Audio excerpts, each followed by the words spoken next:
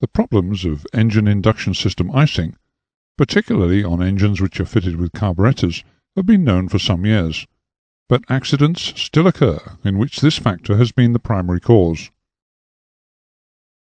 This diagram shows the range of temperatures and the different power settings within which induction system icing can affect the engine. Note that when conditions of high humidity, more than 50% relative humidity, occur in temperatures ranging from as low as minus 17 degrees Celsius, that's 0 degrees Fahrenheit, to as high as plus 37 degrees Celsius, 98 degrees Fahrenheit, engine icing may occur at almost all power selections. This temperature and humidity range occurs throughout the year in areas of the United Kingdom and Europe, and therefore pilots should be constantly aware of the possibilities of induction system icing and take the corrective action necessary before any problems arise and the situation becomes irretrievable. Once an engine stops due to the formation of induction system icing, it's most unlikely that it can be restarted in time to prevent an accident, or, at the very best, a forced landing. The ability to recognize and correct the problem is therefore vital. All pilots operating piston-engined aircraft should understand the issues associated with each particular type of induction system icing, but they also need to know how the engine will react once heat is applied to either prevent or eliminate induction system icing. Basically, there are three forms of engine induction system icing.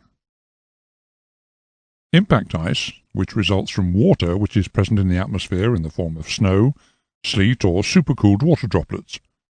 Because of the inertia of the water which causes it, impact ice forms on surfaces which obstruct or change the direction of the induction airflow.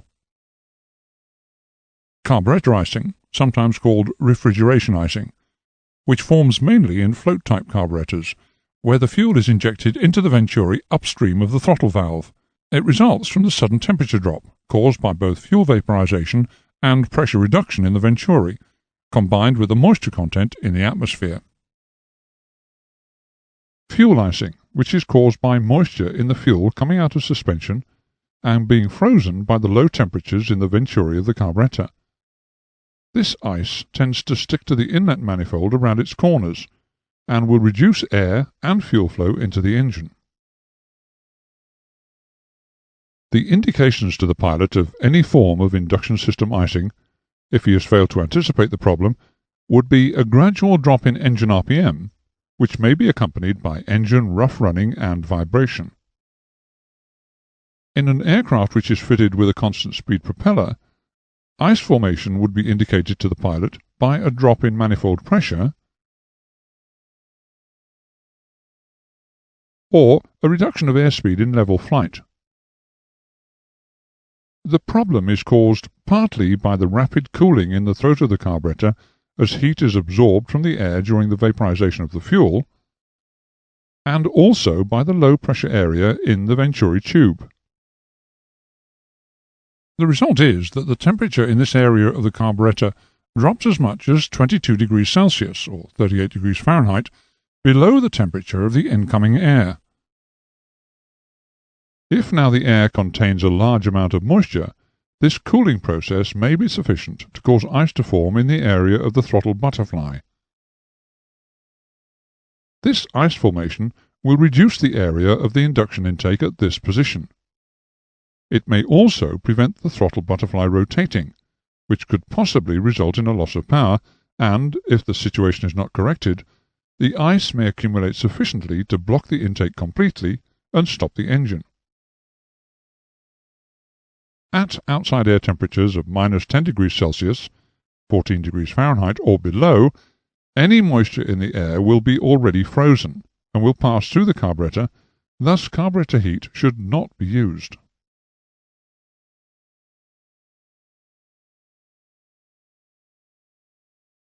Carburetor heat does not provide instant relief when it's applied after ice has formed in the system. When induction system icing is suspected, the carburetor heat control should be selected on or hot, and left in this position for sufficient length of time to clear the ice. This could take up to 1 minute, or even longer, depending on the severity of the situation. Partial heat should not be used unless the aircraft is equipped with a carburetor air temperature or CAT gauge. The carburetor heat control provides heated air from the region of the exhaust pipe into the induction system, which will melt the ice. The ice then passes through the engine as water. Engine roughness and further power loss may occur as the water passes into the cylinders, and pilots should not be tempted to return the heat control to off or cold, thinking that the situation has become worse since they applied carburetor heat.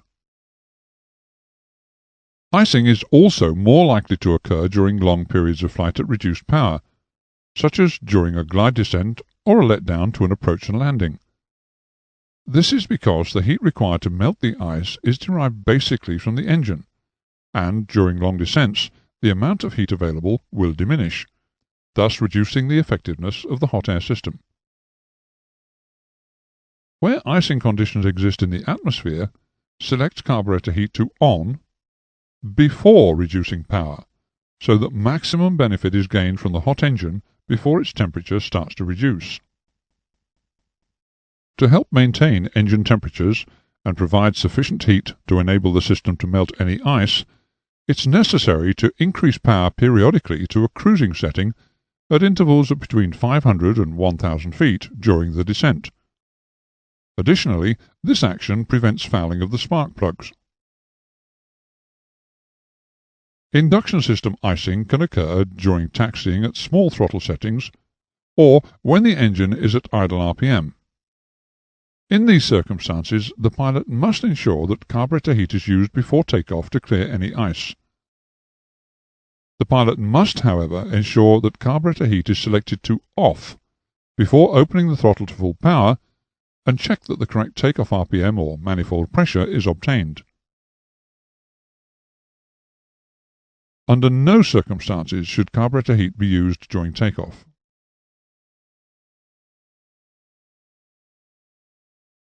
When using carburetor heat, there are a number of factors which must be understood about its effects. The application of hot air into the induction system caused by the selection of carburetor heat reduces the power output by approximately 15%, and also creates a richer mixture which may cause rough running. Heat should not be applied at power settings greater than 80%, as there is a danger it will cause detonation, and, as a consequence, engine damage. Having said that, it should be remembered that induction system icing should not occur anyway at power settings which require a wide throttle butterfly opening. The continuous use of carburetor heat should be avoided because of both the change of mixture strength and also the increase of engine temperatures it causes. Heat should only be used for a sufficient period of time to restore engine power to its original level.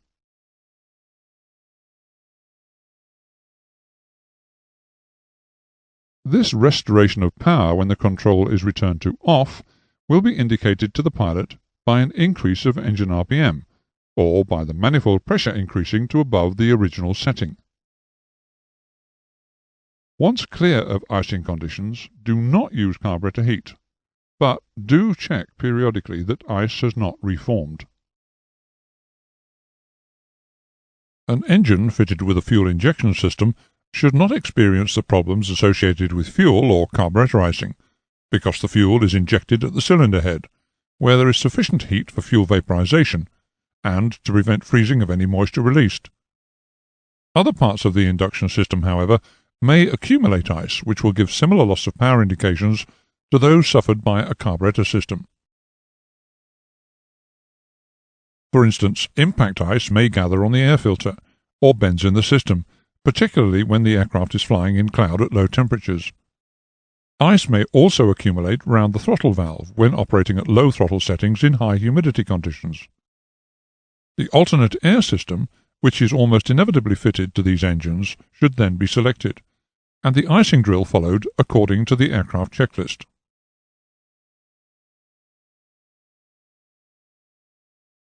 Use of the carburetor heat control on the ground should be kept to a minimum, because the air then fed into the engine is not filtered, and thus may feed dust and dirt into the system. This will cause heavy additional wear on the pistons and cylinder walls. A functional check of the carburetor heat control should be made before takeoff.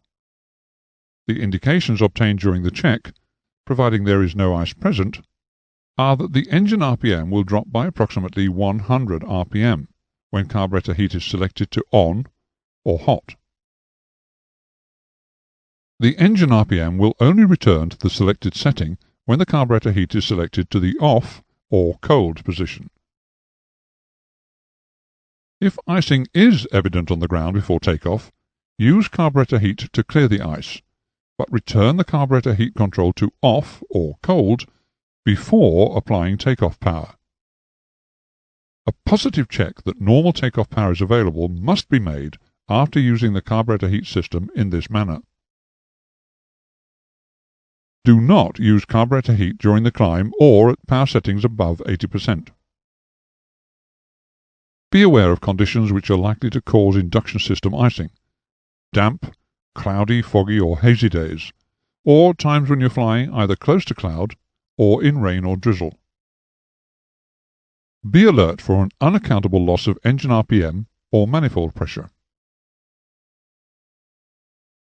Make frequent checks for induction system icing by selecting carburetor heat on for a period of between 15 to 30 seconds, noting the engine RPM prior to system selection, then the subsequent drop of engine RPM as heat is applied. Listen to the engine noise and check if the outside air temperature is within the range where you might expect induction system icing to occur. Should either the engine RPM increase when heat is applied, or the engine RPM return to a higher figure than was apparent when carburetor heat was last selected off, then ice is present in the induction system. Continue to use carburetor heat while flight in icing conditions continues. Apply carburetor heat during glide descents or long periods of flight at reduced power, that is below 1800 RPM, remembering to warm the engine by opening the throttle for short periods every 500 to 1000 feet. The carburetor heat selector should remain at off during the approach and landing, except for when making a glide approach. But if icing conditions are known or suspected, carburetor heat should be selected on. However, the carburetor heat control must be returned to off or cold before applying power during a roller landing or when carrying out an overshoot.